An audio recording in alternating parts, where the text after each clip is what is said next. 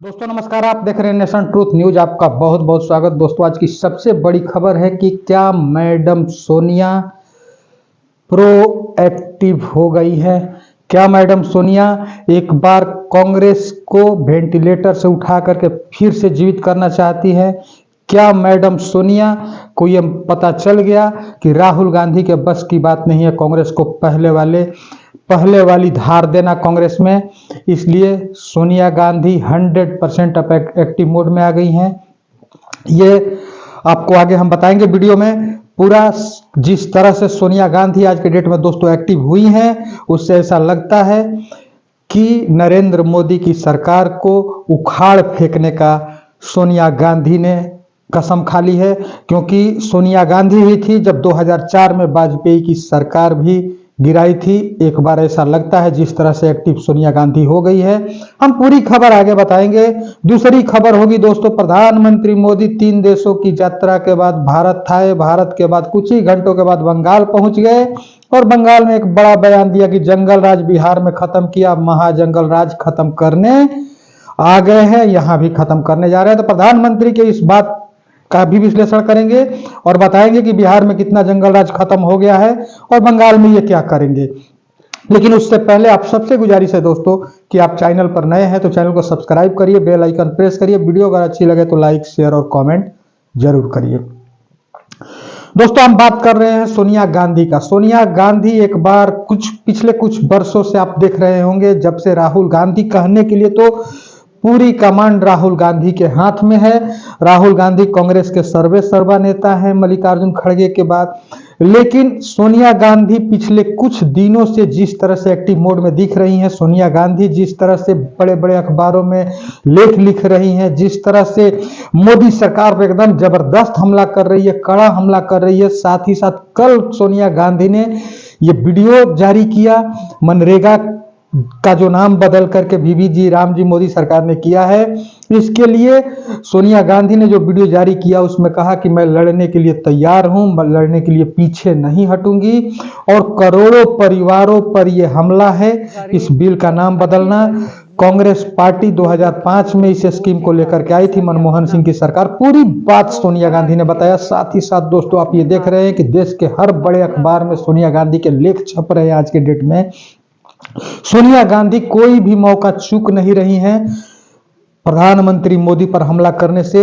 और आपको बता दें दोस्तों कि 2004 में भी वाजपेयी की सरकार जब सोनिया गांधी ने गिराया था तो ऐसे ही गिराया था और एक बार फिर से सोनिया गांधी एक्टिव दिख गई है। सबसे बड़ी बात सोनिया गांधी का ये है दोस्तों कि सोनिया गांधी का, चाहे वो सत्ता पक्ष के नेता हो या विपक्ष के नेता, हर कोई सोनिया गांधी का कद्र करता है और सोनिया गांधी को इज्जत करते हैं लोग। सोनिया गांधी का कोई विरोध करने वाला नहीं है। सोनिया गांधी का ममता बनर्जी के साथ भी बनता है, सोनिया गांधी का अरविंद केजरीवाल के साथ बनता है, सोनिया गांधी का शरद पवार के साथ बनता है, सोनिया गांधी का उद्धव ठाकरे के साथ बनता है, सोनिया गांधी का सबके साथ, सुब्रमण्यम स्वामी, सबके साथ सोनिया गांधी के अच्छे संबंध है, सबके साथ बनता है। तो क्या सोनिया गांधी जिस तरह से आज प्रो एक्टिव हुई है अभी कुछ दिनों से, इसमें क्या मोदी सरकार की घंटी बजने जा रही है दोस्तों।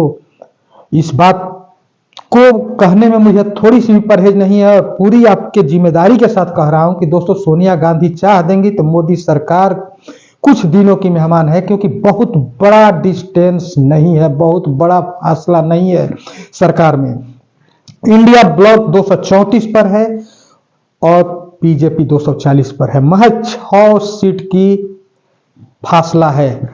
और 2004 में जब सोनिया गांधी वाजपेयी जी की सरकार बनाई थी उस समय कांग्रेस 145 पर थी, जबकि वाजपेयी जी की सरकार बहुमत में थी। लेकिन फिर भी सोनिया गांधी ने वाजपेयी की सरकार को गिरा दिया था।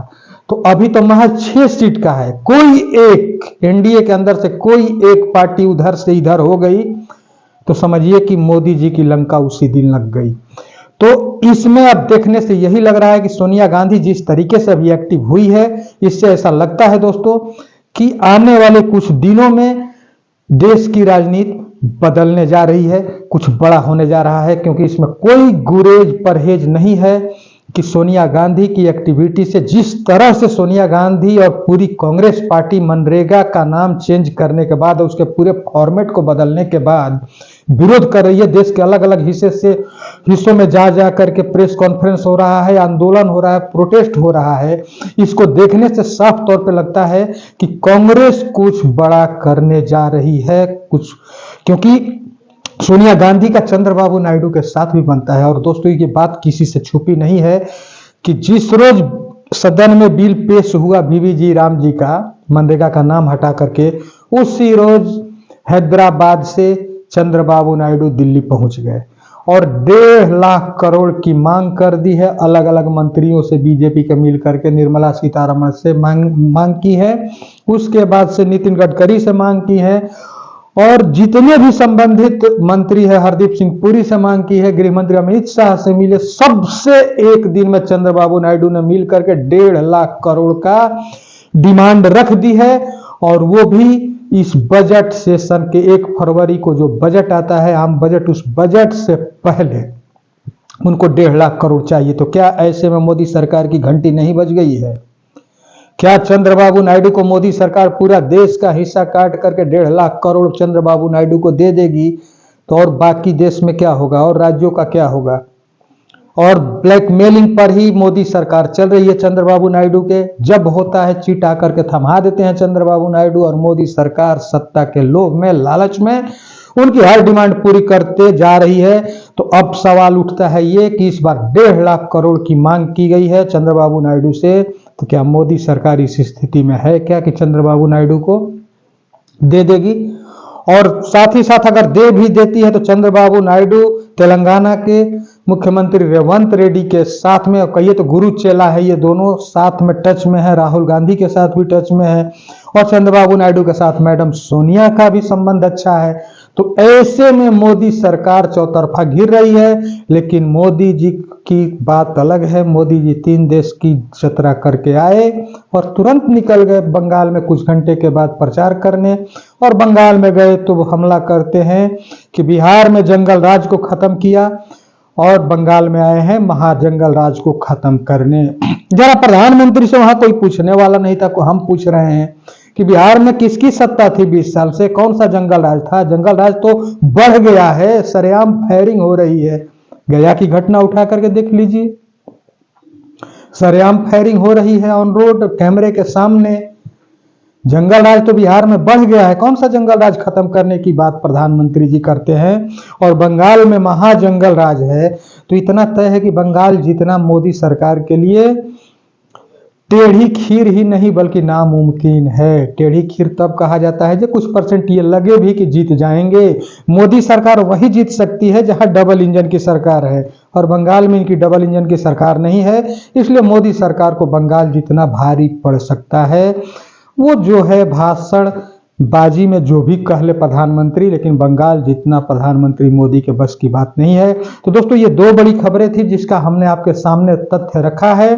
और सबसे बड़ा सवाल हम आपके साथ छोड़ करके जा रहे हैं, आप कमेंट में जवाब दीजिएगा कि क्या सोनिया गांधी इस वक्त एक्टिव हुई है? जिस तरह से दिख रही है, जिस अंदाज में प्रोटेस्ट का हिस्सा ले रही है, प्रोटेस्ट में हिस्सा ले रही है, आपके लेख लिख रही हैं, वीडियो जारी कर रही हैं, मीडिया से बात कर रही हैं, और लगातार हमला कर रही हैं प्रधानमंत्री मोदी पर, मोदी सरकार पर।